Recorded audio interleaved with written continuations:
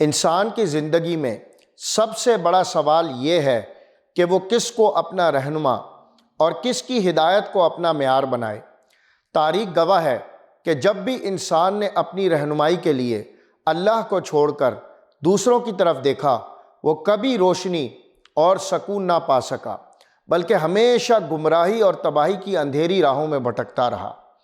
ارشاد باری تعالیٰ ہے، لوگوں، جو کچھ تمہارے رب کی طرف سے تم پر نازل کیا گیا ہے اس کی پیروی کرو، اور اپنے رب کو چھوڑ کر دوسرے سرپرستوں کی پیروی نہ کرو، مگر تم نصیحت کم ہی مانتے ہو۔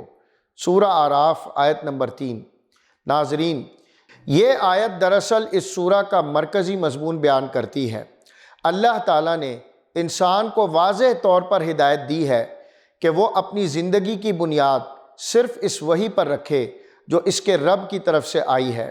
انسان کو اپنی ذات اور کائنات کی حقیقت کو سمجھنے، زندگی کے مقصد کو جاننے اور معاشرت و تمدن کے اصول قائم کرنے کے لیے کسی اور کی رہنمائی کی حاجت نہیں۔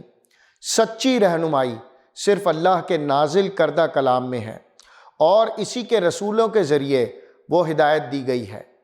اگر کوئی شخص اللہ کی بجائے دوسروں کو اپنا رہنما بناتا ہے تو دراصل وہ انہیں اپنا ولی یعنی سرپرست بنا رہا ہے۔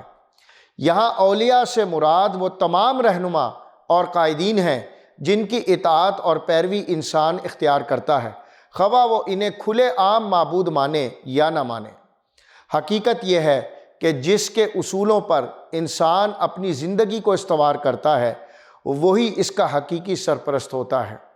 تاریخ میں ہم دیکھتے ہیں کہ جب قوموں نے اللہ کی بجائے اپنے سرداروں، حکمرانوں یا خود ساختہ فلسفوں کو اپنا رہنما بنایا تو انجام ہمیشہ تباہی ہی کی صورت میں نکلا، کبھی اخلاقی زوال کی شکل میں، کبھی تمدنی بربادی کی صورت میں، اور کبھی باہمی انتشار اور خانہ جنگی کی شکل میں۔ اس کے برعکس جو قومیں اللہ کی ہدایت کو اپنا سرمایہ بناتی ہیں، ان کے اندر عدل، سکون اور خیر و برکت پیدا ہوتی ہے۔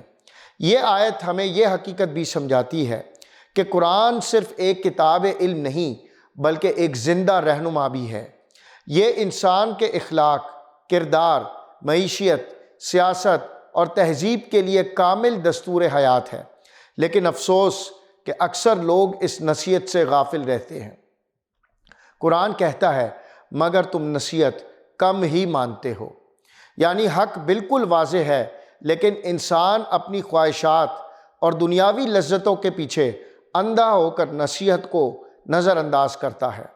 ناظرین، آج بھی ہمارے لیے یہی پیغام ہے کہ اگر ہم قرآن کو چھوڑ کر دوسرے نظاموں، فکری فلسفوں اور خود ساختہ اصولوں کو اپنا رہنما بنائیں گے تو ہمارا انجام بھی وہی ہوگا جو پچھلی قوموں کا ہوا۔ اصل کامیابی اسی میں ہے کہ ہم صرف اللہ کے نازل کردہ کلام کو اپنی زندگی کی رہنمائی کا سرچشمہ بنائیں اور اسی کے مطابق اپنے فیصلے کریں۔ اے اللہ، ہمیں اپنی کتاب کو اپنا حقیقی رہنما بنانے کی توفیق عطا فرما، اور ہمارے دلوں سے ہر جھجک اور غفلت دور کر دے، اور ہمیں ان لوگوں میں شامل کر جو تیرے کلام کی نصیحت کو دل سے قبول کرتے ہیں اور اس پر عمل کرتے ہیں۔ آمین یا رب العالمین۔